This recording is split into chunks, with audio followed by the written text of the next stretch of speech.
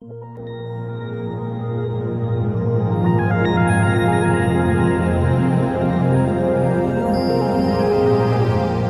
lembrando a todos que este é o estudo do capítulo do livro Obreiros da Vida Eterna. Hoje a gente vai terminar o estudo do capítulo 9 e vai iniciar o estudo do capítulo 10. Lembrando a todos que nós não temos a pretensão de esgotar todo o tema, né? Nós tentaremos absorver, tentaremos extrair lições referentes à mediunidade contida nesses capítulos e, principalmente, informações que podem nos auxiliar nas câmaras de auxílio espiritual e como nós, como tarefeiros e médiuns nas diversas casas espíritas. Ivens, a palavra é sua. Bom estudo para a gente. Bom, vamos continuar observando através da janela que o André Luiz nos abriu, do plano espiritual, de uma casa intermediária, né? E, para a gente finalizar, nós paramos no momento em que a irmã, a mãe, né, de Gotuso, ela trouxe para ele o convite da reencarnação. E ele aceitou. Que a Letícia, a mãe, e nesse momento eles estavam falando sobre isso, e a esposa dedicada que deixou na crosta não poderá servir-lhe de mãe, entretanto, ser-lhe-á carinhosa e experiente avó. No caso, a ex-esposa dele, ela estava já num processo mais para o final do que para o meio da reencarnação dela aqui. Não era terminal, mas ela já não ia ter uma longevidade tão longa, né? E ele seria o neto dela, de ex-esposa, passaria a ser neto. E sua presença atenuar-lhe-á os pesares, refere ao futuro avô. Enquanto as doenças do desequilíbrio lhe vergastarem a carne e as recordações penosas lhe castigarem a mente, será você o neto consolador, o mensageiro de paz em forma de criança. Ajudá-lo-emos a consagrar atenção e carinho, no desencanto do corpo cansado e na ternura infantil. O espírito consegue sublimes realizações para a vida eterna. O atual marido da ex-esposa dele é uma pessoa que tinha situações negativas no caráter dele que complicaram muito a encarnação dele. Aqui citou inveja e ambição. Então, nessa a fase final da vida dele também, que é na velhice, onde a pessoa pode colher os frutos da sua encarnação bem plantada, ele estava colhendo frutos negativos. E o Gotuso, reencarnando como neto dele, poderia até ajudar, uma bênção de amor de neto, a ele passar, ao avô passar por essa situação. O Gotuso, ele tinha uma forte mágoa da ex-esposa e do atual marido dela. Ele viu a situação do casamento deles como uma traição, como se fosse uma situação que ele fosse um invasor, o avô, o futuro avô, fosse um invasor do antigo lar dele. Essa era a visão dele. Portanto, uma das grandes necessidades é dele reencarnar, para ele poder resolver isso. E ele dando beijos fraternos de neto na pessoa que ele alimenta, uma grande assim, rivalidade, ele estaria aliviando do coração dele esse sentimento de rival. Portanto, seria uma grande bênção para Gotuso também. Os dois estariam se alimentando desse amor, dissolvendo um sentimento de inimigo para de paternal, né, de avô. Então, como a gente fez a brincadeira semana passada, será que a gente vai ter que voltar nessa mesma encarnação? O que a gente teria com essa mesma família, numa próxima encarnação com essa mesma família? O que a gente teria que resolver com inimizades nossas, com malquereres nossos, para a gente poder estar levantando a bandeira da paz com essas pessoas, né? Então, se vocês lembraram de fazer essa análise, a gente vai casar junto com essa situação agora que a gente está evidenciando, né? Casa Espírita Francisco. Pode falar.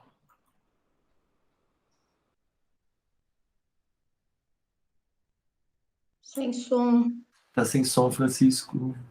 Ah, sim, sim. Eu estava me procurando no quadradinho e não estava me achando.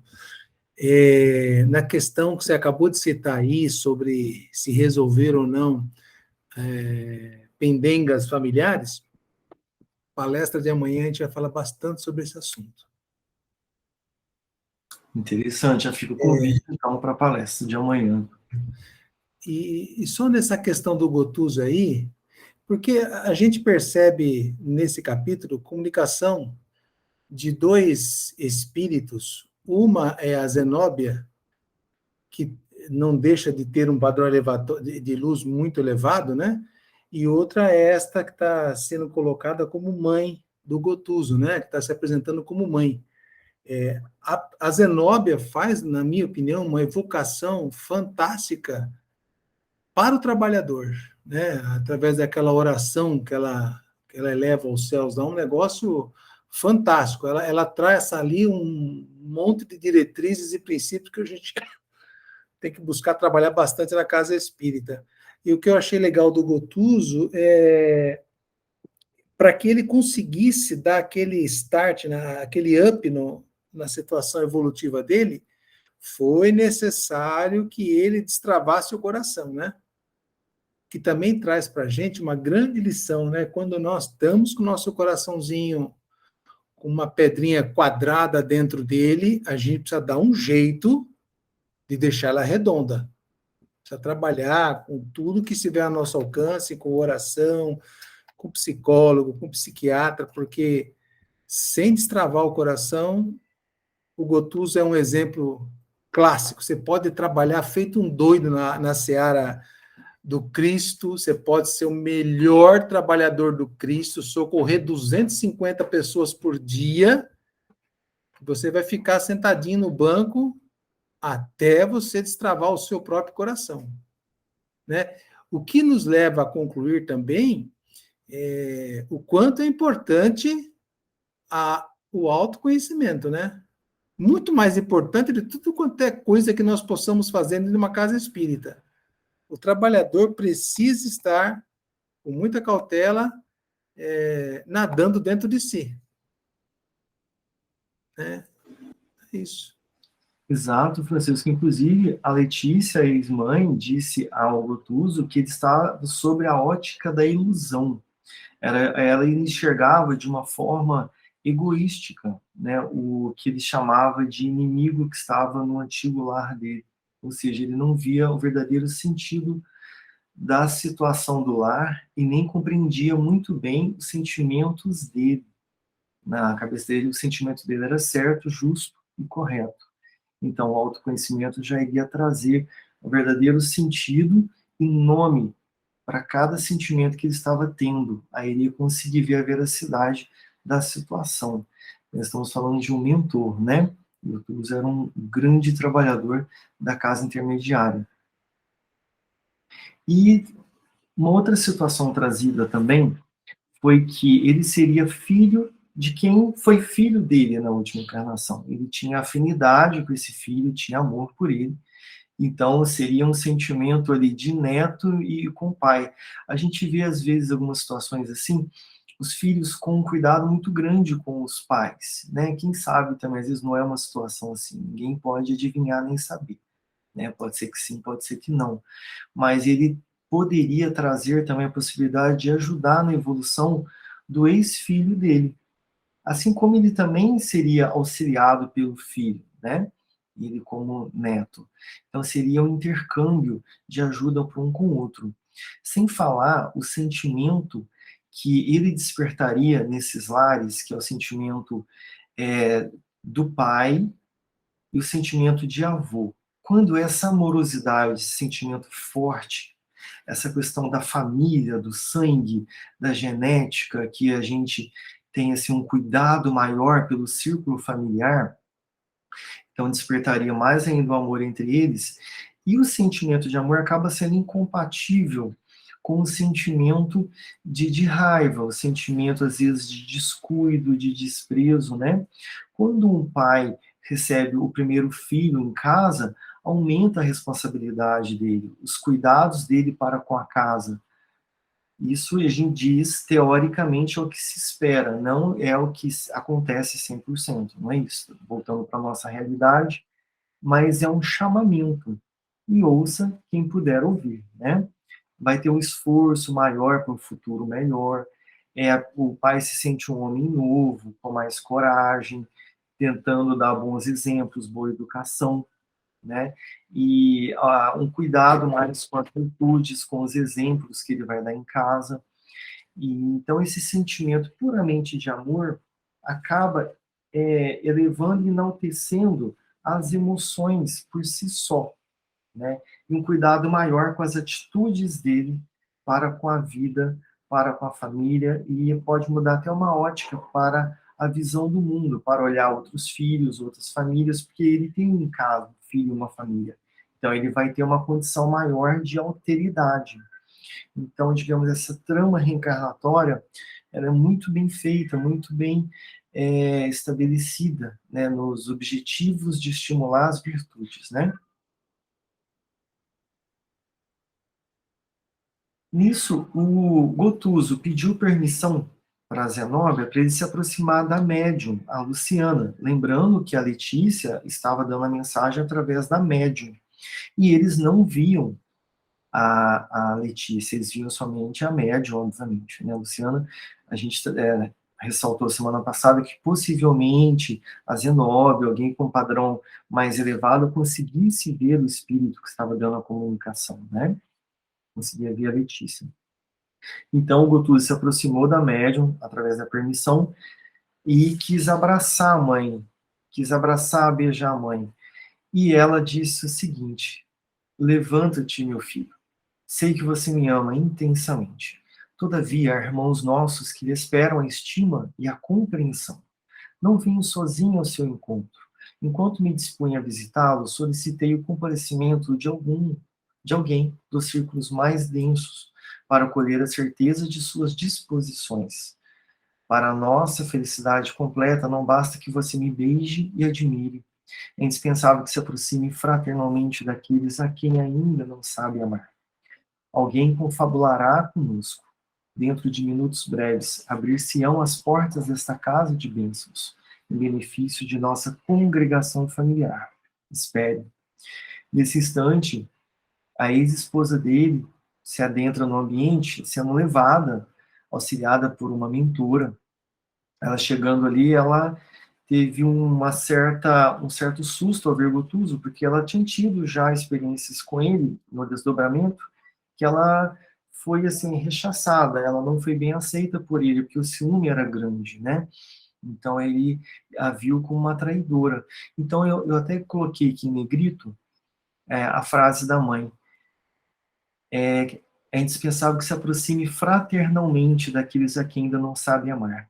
Então, o sentimento dele por ela, será que era amor? Possivelmente era posse. Ele achava que ela era dele, pertencia a ele, e ela não tinha o direito de colocar ninguém no seio familiar. Então, ou seja, era um sentimento que depois a própria Letícia definiu como egoísmo, ela deu esse nome. Ele estava com o egoísmo enaltecido, engrandecido na vida dele e trouxe a cegueira da ilusão. O sentimento que ele deveria ter por ela era fraternal, é o que ela descreveu aqui, fraternalmente, aqueles que não sabem amar. É o sentimento que agora ele, como mentor, deveria estar exercendo sobre ela. Então, isso iria dissolver automaticamente todo sentimento de revolta e negatividade e de inaceitação, né? Aí, nesse instante, aí a Letícia teve que intervir, ela levantou e abraçou, né, a ex-esposa e a acolheu, né, e a colocou com um sentimento materno nesse instante. Ou seja, se estendeu o sentimento até ela materno. E foi onde ela trouxe, né, o Gotuso para a realidade e falou que para essa encarnação seria muito importante que ele compreendesse, né, deixasse de ser egoísta e desse o perdão nesse instante. É interessante que a esposa ela não reconheceu a sogra, porque ela estava mediunizada. Então, para ela, ela só via a Luciana, ela só via a médium. Ela não sabia o que estava acontecendo. Ela nunca imaginou que estava tendo um fenômeno de incorporação no plano espiritual. Interessante ressaltar isso, né? E aí, o Gotuso realmente foi tocado pelas palavras fortes e intensas e trouxe, como diz o Francisco, um autoconhecimento naquele instante do que ele estava fazendo. Ele utilizou da humildade e conseguiu rebaixar o egoísmo que ele estava sentindo. Ele se emancipou na humildade. E o resultado foi benéfico, foi onde teve ali uma grande, assim, um grande abraço fraterno dos dois. E a ex-esposa ouviu de Letícia que o Gotuso iria reencarnar como neto dela. Então ela durante a noite do sono, ela descobriu isso. Ele receberia um neto, que era o ex-marido, e que o tempo dela também não ia ser tão longo. Por isso, quando a gente volta para o corpo, a gente volta com as impressões do sono. A gente tem que observar muito, nos diz muito da nossa vida o que houve no sonho. Foi a manifestação do nosso inconsciente, puramente. Foi realmente visitas e conhecimentos que a gente adquiriu no plano espiritual. Foi péssimas condutas nossas durante a noite do sono. Isso muito nos ajuda e isso nos traz a verdade, a realidade do que a gente anda fazendo, do que anda acontecendo com a gente, né? E aí, Juliano? É interessante essa observação, né? Principalmente para nós que atuamos em câmaras de auxílio espiritual, que muitas vezes nós, como tarefeiros, a gente já viu isso no Missionários da Luz, nós somos levados para auxiliar no plano espiritual. E muitas vezes nós retornamos com algumas impressões, porque como a gente percebe nesse livro e tantos outros que o André Luiz trouxe, o trabalho ele não é pontual, ele não é feito em uma hora, acabou, tá tudo lindo e maravilhoso. Não, ele se estende, né? Tanto que neste livro agora a gente tem visto vários acontecimentos preparando para um acontecimento grandioso, né, que a gente vai comentar no próximo capítulo agora, e foi todo um esquema de preparação. Isso foram vários dias de trabalho bem intensivo. E a mesma coisa, como você falou, o que acontece no desdobramento do sono físico. Muitas vezes nós, voluntários das câmaras, somos levados para atuar e ajudar em um caso, e essas observações, elas podem ser muito úteis para as próximas câmaras que a gente vai realizar aqui na matéria mediunicamente. Informações a serem passadas. Claro que a gente precisa de educação, de médiuns educados, que saibam discernir, que se coloquem em uma posição neutra, né, sem julgamentos, mas são coisas muito importantes para serem levadas para a corrente. Olha, eu me lembro destes acontecimentos, eu lembro destas personagens, eu lembro destas figuras, eu lembro que isso aconteceu e esta foi a orientação. Muitas vezes essas orientações nos ajudam, né, ajudam o dirigente e a corrente a direcionar a tratativa do caso, a tratativa do atendimento. A gente sempre fala bastante sobre isso nas nossas correntes, que às vezes a gente fica num caso por semanas e, quiçá, meses, e parece que a gente, assim, nós progredimos muito pouco, porque a gente precisa, né, amadurecer, precisa entender algumas situações que nós ainda não conseguimos entender totalmente, né? E essas informações extraídas através dos desdobramentos em auxílio, elas são bastante interessantes. É verdade, Juliano. Bem interessante mesmo. Agora a gente imagina o alívio que o Gotuso sentiu nesse momento ao tirar essa nuvem negra do peito dele, do cardíaco, da emoção dele, né? A dissolver isso. A gente realmente fica emancipado dos nossos sentimentos, do nosso equilíbrio, com certeza. Então, um exemplo. Então, mais um exemplo para a gente poder se espelhar e seguir, né? E aí, nesse instante, a ex-esposa sentiu um grande afago e a leveza do peito dela, porque ela vivia num conflito no lar dela, ela não tinha um bom relacionamento com o atual esposo. Para ela, o lar era um inferno. E, ao mesmo tempo, ela desdobrava, ela sabia que ela estava sendo repelida pelo ex-esposo. Então, não tinha uma condição boa para ela, nem na questão do plano espiritual, que se ela visitasse o ex-marido, nem na própria casa. Então, para ela, estava um peso muito grande. Então, ela mais ainda sentiu esse alívio, né? Aí foi onde ela falou: agora eu quero ficar aqui, não quero voltar mais. Agora aqui para mim é o melhor lugar, que aqui não estava tão bom também, agora está, então aqui eu quero ficar.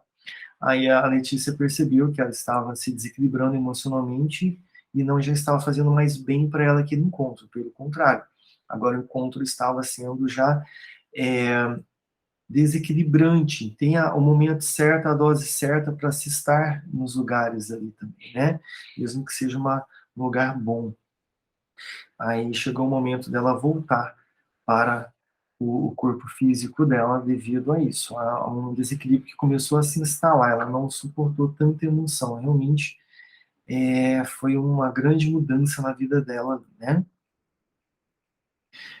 E o último slide, a ex-genitora de Gotuso recomendou-lhe que retomasse o primitivo lugar e, recompondo o ambiente, solicitou o concurso de Zenóbia para a futura realização filial. Então, o grande mentor, o grande trabalhador, ele seria auxiliado pelo próprio núcleo que ele trabalhava no processo de reencarnação e durante o transcorrer da reencarnação. Então, ele estaria auxiliado por uma grande corrente do bem, que era o instituto que está trabalhando até o momento, né? Então, você vê que tudo que ele fez de bom, ele estava colhendo agora também. A proteção dele seria muito grande. As benesses dele seriam muito grandes. Seria uma equipe em prol dele também. Isso encoraja muito mais na reencarnação. E isso ele traz no íntimo dele também, definido como fé, porque é o sentimento que ele estaria aqui, que é de não estar sozinho, de estar amparado, e isso é a misericórdia divina, né? E aí terminou o nosso capítulo 9. Lu, Francisco, fique à vontade. Uma coisa que eu tenho notado, desde o livro Nosso Lar para cá, é a questão da moeda corrente no plano espiritual, principalmente o plano espiritual onde já existe um certo equilíbrio psíquico, né? Qual é essa moeda corrente? Fraternidade, amizade, companheirismo, né? Esses são os fatores determinantes para qualquer necessidade que o espírito possa reivindicar para si e para os outros. E é fantástico isso, porque também traz uma questão muito importante, porque a gente aqui encarnado, nós damos muita importância para outros valores, né? Sendo que, de acordo com o que a gente está percebendo aí, que a Zenóbia fala, o Gotuso tem sido um cara espetacular, amigos de todos, trabalhador, sempre disposto a ajudar, tal, tal. Então, com certeza, ela ressalta, com certeza ele poderá contar com todos nós nesse processo maravilhoso que ele vai se iniciar. E isso acontece demais. Bom, é isso aí. Não vamos estender mais, não. Sim, e aí ele ainda reconhece que a ex-esposa dele pediu preces para ela, né? Que ele precisaria das preces dela, a situação se inverteria. Ela estaria no plano espiritual, ele estaria na situação do véu do esquecimento da reencarnação, que é sempre um friozinho na barriga, né?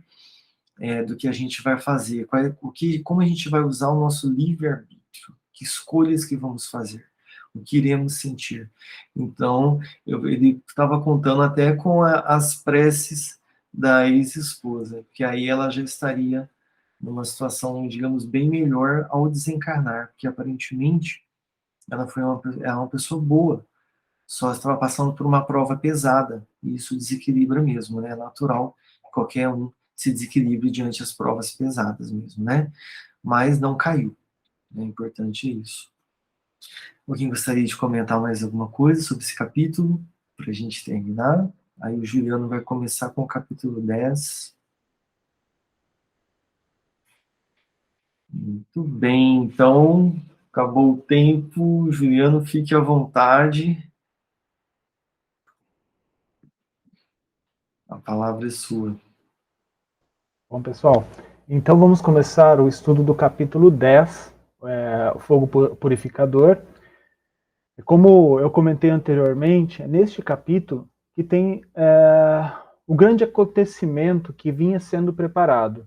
Não que os atendimentos, não que os socorros, não que os esclarecimentos que aconteceram nos capítulos que precedem esse não sejam importantes. Eles foram muito importantes. Mas aqui é onde a gente tem algumas informações, né, que se a gente acompanha André Luiz, você vê, né, nas obras que esse é um acontecimento bem diferente nos relatos dele.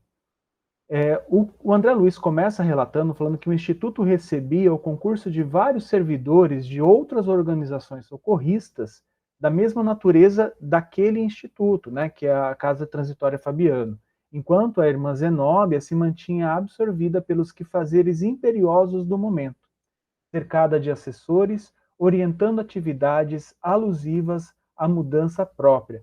É uma coisa interessante dessa observação, né, que a gente já comentou em estudos anteriores, o quanto a espiritualidade ela é organizada.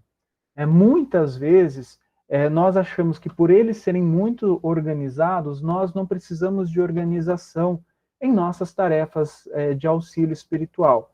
Eu acho que isso na minha visão, né, minha opinião, isso é um ledo engano.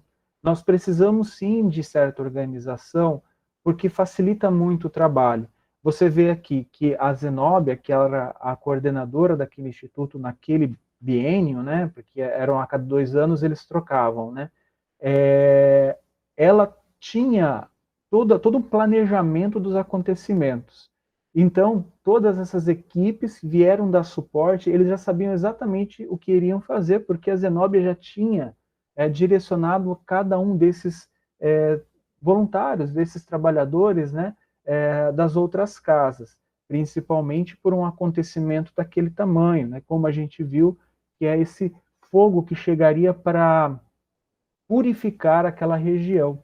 Como a gente vai ver mais adiante, o Padre Hipólito ele deu algumas explicações do porquê. André Luiz já tinha recebido as explicações anteriormente, nos capítulos anteriores. Mas agora, quando ele começa a ver toda essa movimentação, os acontecimentos ali sendo vistos a olhos nus, vamos dizer assim, ele começa a ter um pouco de angústia.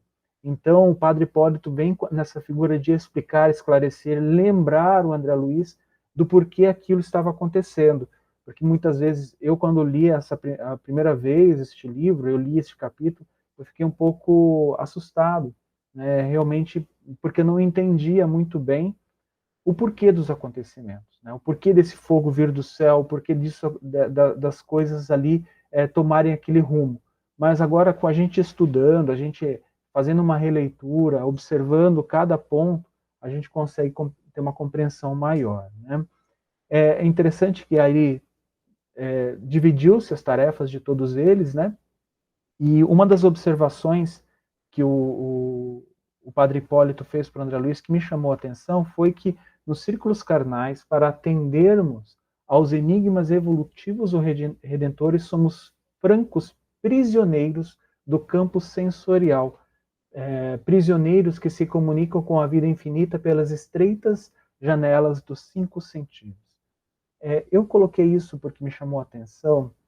Muitas vezes, nós recebemos nas nossas câmaras de auxílio espiritual pessoas que estão chegando à casa espírita, tem pouco ou nenhum conhecimento profundo, né, das verdades espirituais, da doutrina. Mesmo que essas pessoas cheguem e falem, eu gosto muito, me simpatizo muito com o espiritismo, eu leio muitos livros, mas o entendimento né, ele é delicado, às vezes as pessoas não têm. E muitas vezes as pessoas estão ligadas, né, como o Padre Hipólito colocou aqui, prisioneiros dessas estreitas janelas dos 5 sentidos. Então, a única coisa que eles conseguem, que muitos de nós conseguem perceber, são as coisas ligadas à matéria. Né? O que eu falo aqui nos 5 sentidos, eu entendi coisas estritamente materiais. E muitas vezes as nossas orientações a esses assistidos são de natureza mais espiritual. Ah, Juliana, mas eles procuraram auxílio numa casa espírita. Eu sei, mas eu acredito que a nossa orientação deve ser a mais facilitada possível para o entendimento destes assistidos. Exemplo, né, não adianta a gente falar sobre provas e expiações, o porquê ele está sofrendo, coisas que ele fez no passado pretérito, se ele não entende isso. Né? Então, o que a gente tem que focar é falar sobre condições materiais agora. Orientar ele do que ele pode fazer, né, esse assistido pode fazer nesse instante, né, frente àquilo que é apresentado pela espiritualidade sobre o caso, para a corrente, e a gente poder traduzir isso, né, para um assistido que tem pouco ou nenhum conhecimento. Então, eu interpretei dessa forma. É claro que ele estava falando de um outro assunto, mas eu extraí dessa lição isso, que muitas vezes nós somos prisioneiros e nós não entendemos que outros irmãos como nós, que procuram a casa espírita, também são esses prisioneiros desses 5 sentidos. As únicas coisas que eles vão entender, né, o que nós entendemos, são coisas que eu posso ver, que eu posso tocar, que eu posso fazer. Muitas vezes meditação é uma coisa muito transcendental para esses irmãos nossos. E a gente precisa trazer, vamos dizer assim, o remédio ou o tratamento para algo mais material na vida deles. É claro, o estudo do Evangelho, como a gente sempre orienta, isso é muito importante. Né? Entender um pouco dos aspectos espirituais do ser, isso é muito importante. Mas naquele instante, enquanto prisioneiro, a minha visão, né, é que a gente precisa orientar neste sentido. Pode falar, Francisco. Enquanto você falava, eu lembrava daquele diálogo que no capítulo 5, o Gotuso está tendo com o André Luiz, em que os dois são médicos e estão falando sobre a intervenção para a saúde, né? E o Gotuso usa uma frase que eu fiquei assim, ela é bastante coerente com o que a gente faz na casa espírita. Ele fala assim, no plano físico, o médico busca a resolução a nível celular. Então ele vai lá buscar a saúde da célula.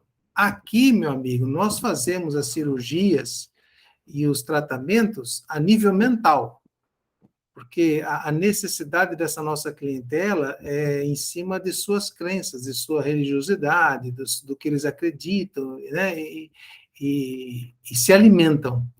Então, é o que acontece com os nossos assistidos na casa espírita, né? Eles têm as suas crenças, as suas ideias, e a gente precisa bater muito simultaneamente enquanto fazemos o passe, o tratamento, a fluidoterapia, taraná, aquilo que o Douglas faz de quarta-feira, na minha opinião, a gente necessitaria esticar para terça também.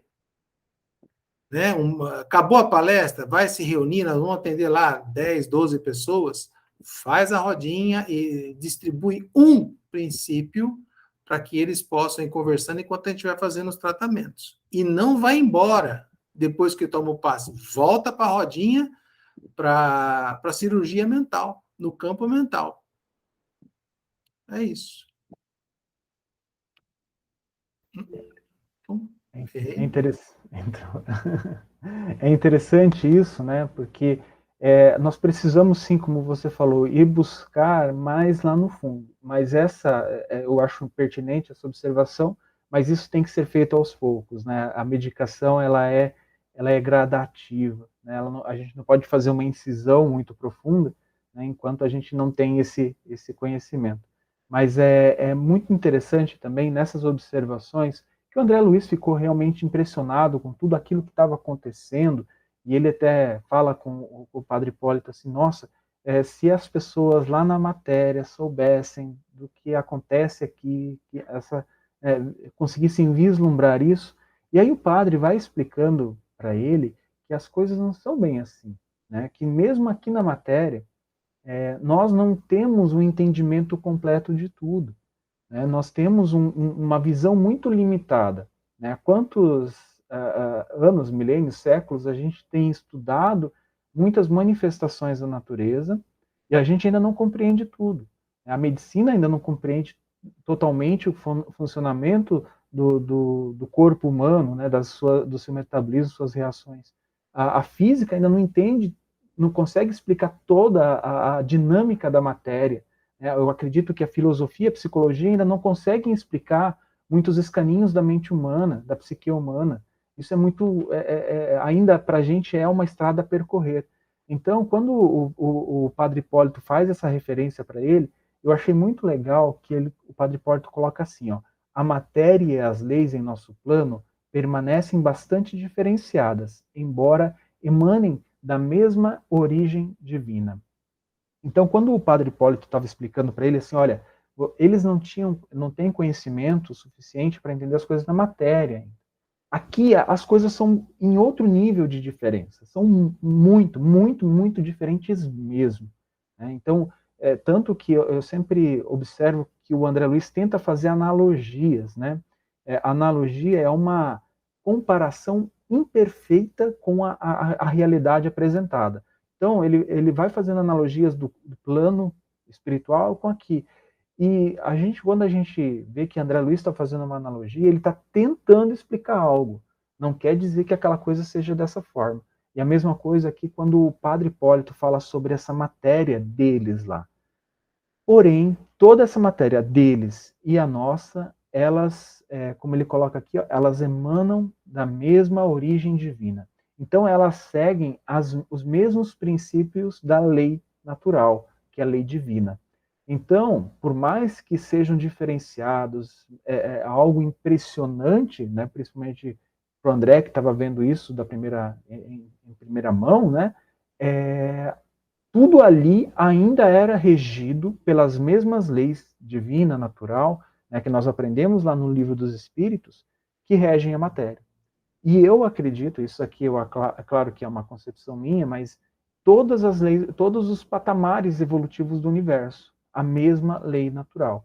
Então, assim, acima deles, em outro plano espiritual, né, outro plano de realidade espiritual, acima do que o André Luiz e o Padre Hipólito estavam vivendo, as coisas são bem diferentes. Aqui em casa a gente está estudando a revista Espírita e a gente estava lendo um relato de um espírito que veio de Júpiter, né, um outro orbe aqui do nosso sistema, e ele relatando, ele tentando falar para a gente, olha, para Kardec, né, como eram as coisas lá, e Kardec perguntando, e era difícil para Kardec entender, porque ele queria analogias, e o espiritano falava, eu não consigo explicar para você, eu não tenho com o que comparar.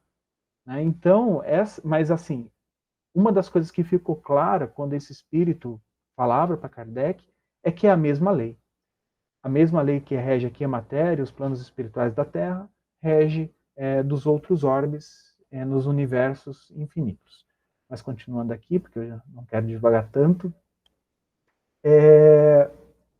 o Hipólito, o padre Hipólito fez mais uma observação que eu achei interessante. Ele falou assim, ó, temos determinação para receber todos os sofredores que se apresentem renovados, facultando-lhes o ingresso ao pátio interno. Esse era o momento em que a casa transitória estava se preparando para sair dali, né? A gente vai ver, ela vai levitar, ela vai voar para outra paragem. Nesse instante, ativou todo aqueles sistemas de proteção que a casa inteira tinha. A gente não pode esquecer que eles estavam mergulhados em uma parte, né, uma faixa espiritual que a gente conhece como umbral, mas muito densa. Né? Tanto que eles adentravam abismos realmente. Quando eles foram conversar e recolher alguns espíritos, né, auxiliar alguns espíritos, a gente percebe que eles passavam por verdadeiros abismos. E a casa transitória estava ali. Então ela precisava dessa proteção, né, principalmente para que ela pudesse auxiliar de forma mais tranquila possível as pessoas, os espíritos que chegavam até ali para ser auxiliados.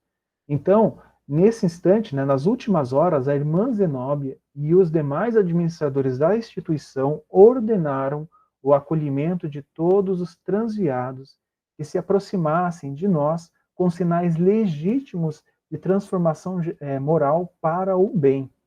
Eu acho bem interessante que eu vejo bastante isso nas câmaras de auxílio espiritual, né? Muitos de nossos dirigentes eles ficam realmente desapontados quando não conseguem resgatar um irmão transviado. Eu acho isso, né, que a gente observa no nosso lidar nas correntes. Mas precisamos entender que existe sim, um momento oportuno para isso. Então ali chegariam, eles estavam preparando, né, estavam esperando toda uma horda de espíritos que tentaria forçar essas barragens de proteção, né? Mas somente aqueles que apresentassem verdadeira transformação moral eram permitidos a adentrar o pátio, era permitido adentrar para ser socorrido. Gente, aqui não quer dizer que esses espíritos, já tenho luz, já posso auxiliar. Não, não é isso. Eram espíritos que estavam perdidos lá, mas que apresentavam algum sinal. Não quer dizer que eles se iluminaram por completo, mas algum sinal de verdadeiro esforço na transformação, de querer se renovar, né? A gente vai ver alguns casos aqui, que são, na verdade, dois casos que o André Luiz relatou, né? Um desses que tentou entrar, falando algumas palavras, mas o coração não estava adequado, né? A transformação não vinha de dentro, e outros que teve essa transformação. Mas isso é interessante. Parece que é uma escolha, né? Parece que tá escolhendo um em detrimento do outro. Eu confesso para vocês que foi assim que eu interpretei na minha primeira leitura deste livro.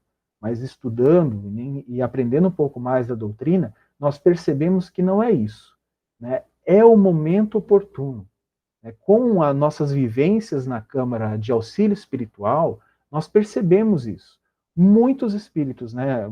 Vocês também participam, vocês sabem quantos espíritos se manifestam semana após semana nas nossas câmaras e assim parece que eles não arredaram o pé nem um centímetro de permitir que a gente, né, as equipes espirituais, pudessem conversar com ele. Parece que aquele espírito não quer ouvir. Por quê? Porque ainda não chegou o momento oportuno. Mas ele está prestando atenção. Sim, ele está recebendo toda aquela emanação da corrente, tanto espiritual quanto a de médiuns, de, olha, a gente está aqui para te ouvir, a gente gostaria muito que você permitisse esse auxílio. Veja a tua situação.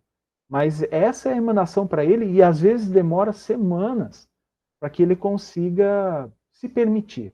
Eu vou usar essa palavra, mas é se permitir, né? Enquanto outros, chegando na corrente, é meio irredutível no início, mas já dá aquela amolecida logo que o dirigente fala as primeiras palavras.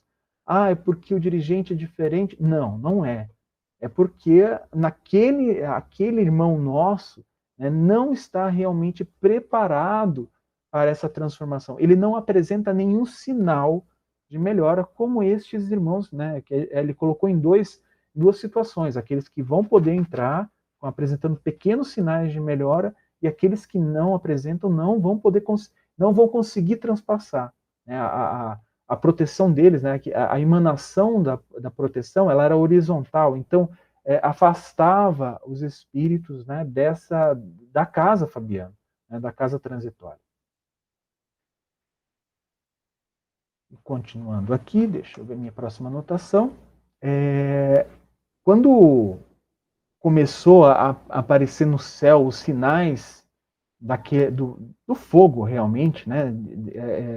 André Luiz descreve como faixos luminosos que pareciam, né, o relâmpago, né, parecia o trovão, mas não era como o raio, que era totalmente desordenado, era totalmente ordenado, alguma coisa muito bem pensada, bem arquitetada, direcionado. Eu achei isso muito interessante. O André falou que ele não estava muito tranquilo com aquilo.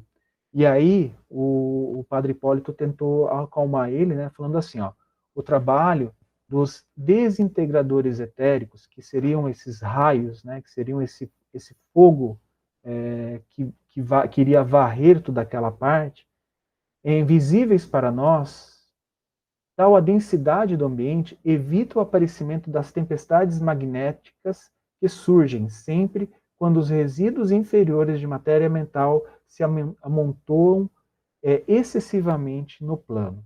Então, naquele ambiente onde estava a casa transitória, a casa transitória estava ali para auxiliar, mas estava tendo um agrupamento tão denso de energias e manifestações, emanações mentais, que isso poderia, dentro em breve, ocasionar o que ele chamou aqui de tempestades magnéticas, que poderiam se espalhar.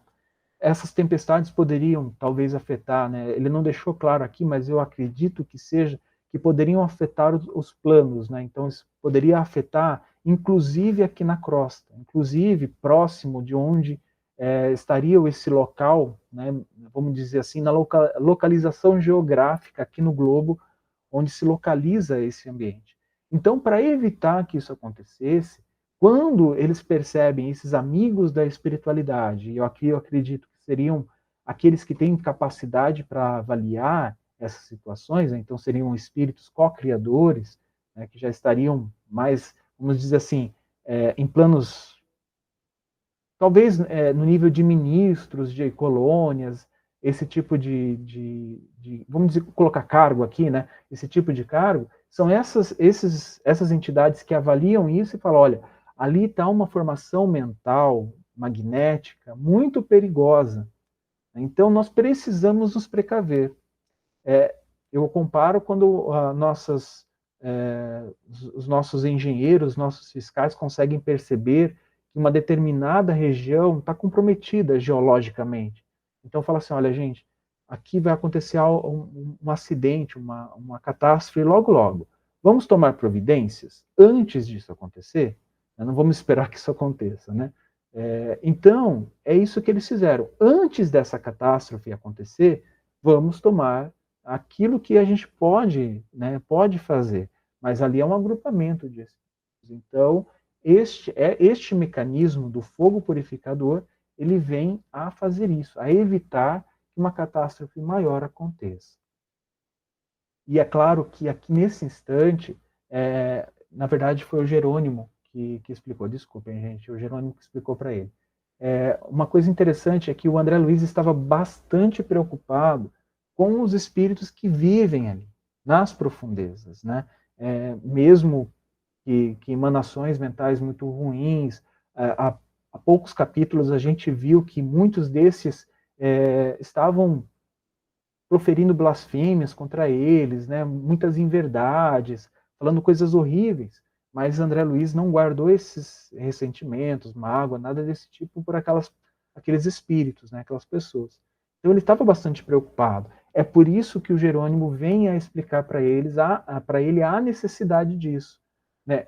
Como a gente sabe, né? Nós somos espíritos eternos, né? Fomos criados por Deus e somos eternos. Este fogo vai dissolver essa matéria mental que foi produzida ali. Não vai extinguir vamos dizer assim, a existência dos espíritos que estão ali.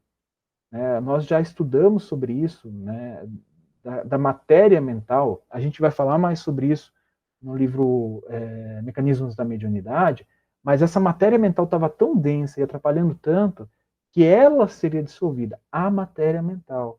Estes irmãos nossos iriam sofrer, óbvio que iriam sofrer por perder tudo aquilo que eles já estavam acostumados, né? Porque aquilo é matéria para eles, como a mesa, tudo que está aqui ao nosso redor é para nós. Mas nesse instante tudo isso seria dissolvido e seriam, né? Obviamente eles estariam ali trabalhando novamente, atuando novamente.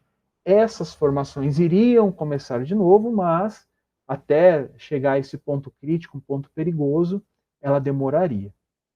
Então, por isso, dessa explicação do Jerônimo. Então, começaram a acontecer o que ele coloca aqui de rimbombos ameaçadores, né, como se fossem trovões vindos do céu, despejando fogo na superfície e energias revolventes no interior do solo em que pisávamos. Então, gente, uma coisa interessante, né, quando eu estava preparando isso, esse fogo purificador, essas energias, né, essa energia de transformação, ele não vem só atingindo a atmosfera, como às vezes a gente fala de atmosfera, a gente pensa, né, atmosfera psíquica, a gente pensa só como se fosse o ar ao nosso redor. Não, o André coloca aqui que inclusive no subsolo. Então, as energias, as emanações mentais ali, elas estavam tão fortes e tão densas que elas penetravam, né, no subsolo ali dessa construção, né, desse plano. Então, ela estava muito enraizada, muito profunda na Terra. Então, essas energias, elas vêm a limpar toda a atmosfera, inclusive a questão do solo aqui. E aí foi nisso que começou a chegar aquela horda de espíritos gritando, pedindo socorro, pedindo ajuda.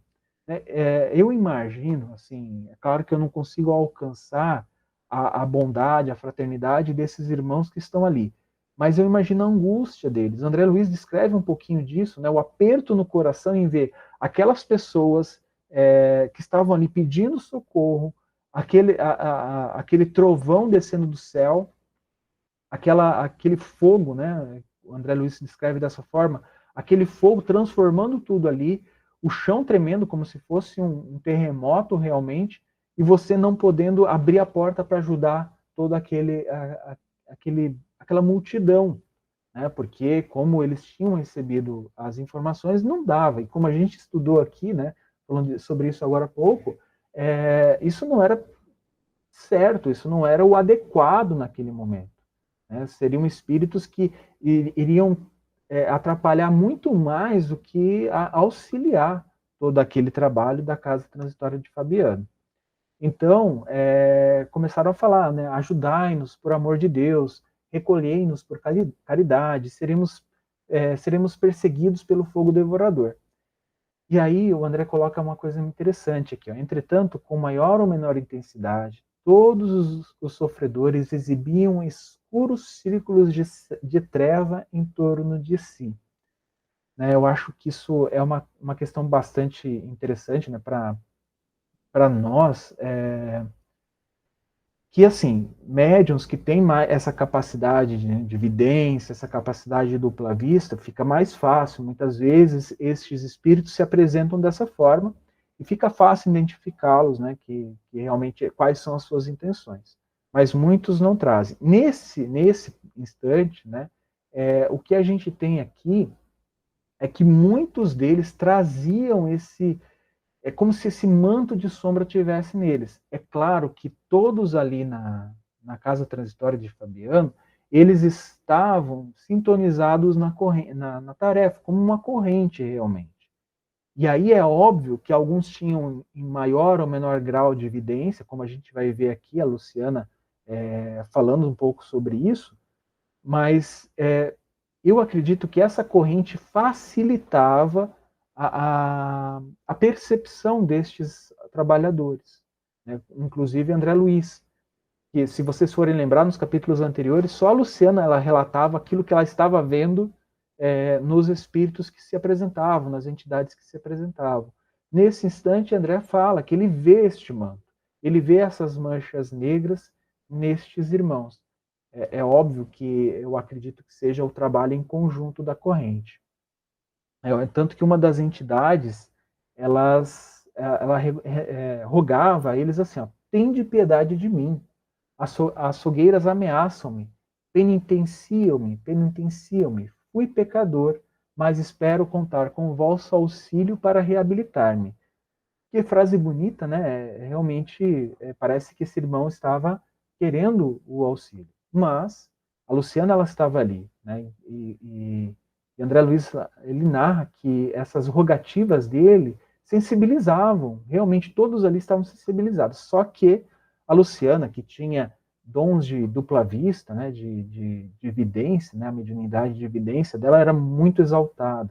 Né? Então, ela coloca assim, ó, como é horrível a atividade mental deste pobre irmão. Vence-lhe no halo vital deploráveis lembranças e propósitos destruidores. Então, a Luciana aqui, ela não estava vendo só aquilo que, vamos dizer assim, estava registrado em seu perispírito, no seu halo mental, na manifestação mental, mas sim os propósitos também, as intenções que ele tinha. Aí a gente acha que no perispírito só vai estar o que nós fomos do passado. Ledo engano, nós transparecemos aquilo que nós somos também. Né? E aí ela continua falando assim, este amedrontado, está amedrontado, mas não convertido. Pretende alcançar a nossa margem de trabalho para se apropriar dos benefícios divinos, sem maior consideração. E aí ela ia fazer um comentário, em 4 minutos, ela ia fazer um comentário que eu me vi aqui, né, nesse comentário. A aura dele é demasiadamente expressiva, e aí, nesse instante, um dos orientadores, né, ia dizer mais alguma coisa, bastou, entretanto, um olhar do assistente que nos dirigia, o dirigente deles, para que ela se calasse, humilde, reintegrando-se no trabalho complexo que tínhamos em mão. Eu falo isso porque, muitas vezes, a gente, na corrente mediúnica, nós temos percepções sensoriais, né, a gente ouve alguma coisa, a gente recebe por intuição, a gente vê algo que excede aquilo que seria para ajudar. Ah, mas se foi mostrado, é para auxiliar. Eu tenho uma análise assim, às vezes nós, né, muitos médiums, têm a capacidade de enxergar mais além, né, tem a facilidade de enxergar algumas situações. Mas será que realmente é necessário que o médium coloque tudo aquilo que ele está vendo? No caso aqui, eu acredito que a Luciana ela ia comentar algo a mais, mas aquilo que ela já tinha comentado era o suficiente para analisar, para fechar, para dizer, olha, esse irmão não pode ser ajudado agora. Você não precisa falar tudo aquilo que ele fez, você não precisa falar aquela pretensão dele em fazer determinada coisa, né, uma atitude, um julgamento, muitas vezes. Então, a ponderação, principalmente dos dirigentes, né, em saber que, olha, essas informações já são suficientes para que a gente possa atender o caso desse assistido, direcionar, né? Mas você não precisa, o médium não precisa ficar expondo um monte de coisas que ele tem. Muitas vezes, o médium também tem essa responsabilidade de colocar de uma forma que seja menos julgadora, menos pejorativa. Acho que essa é uma das responsabilidades do médium. Não estou dizendo para ele omitir informações, não é isso. Mas existe um ponto que é o auxílio, e a partir daquele ponto pode ser humilhação, onde o ego do vidente, né, do médium de evidência, pode estar falando mais alto. Tá? É só uma observação. Pode falar, Rita. Eu achei interessante, revendo esse trecho, essa descrição que o André Luiz fez sobre o que ele sentia, a percepção dele desse momento, desses raios, né, que vinham com a intenção de limpar mesmo a superfície, né, as formas, pensamentos, limpar a atmosfera. A percepção de André Luiz, que ele fala sobre esses, como se fosse uma formação de tempestade, né, porque é óbvio que ele tentou linkar com o que ele conhece, que ele tinha, para que a gente conhece.